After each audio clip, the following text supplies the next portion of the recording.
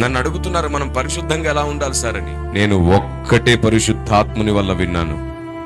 నువ్వు పరిశుద్ధంగా బ్రతకాలంటే ఒక్కటే చెయ్యి, దేవుణ్ణి అందరికంటే అన్నిటికంటే ప్రాణంగా ప్రేమించడం అలవాటు చేసుకో. నువ్వు ఆయన్ని ఎంత ఎక్కువ ప్రేమిస్తావో నువ్వు అంత పరిశుద్ధంగా బ్రతకగలుగుతావు. ఎందుకంటే నువ్వు ఆయన్నే ఎక్కువ ప్రేమిస్తే ఆయనకు నచ్చంది ఏది నువ్వు చేయలేవు.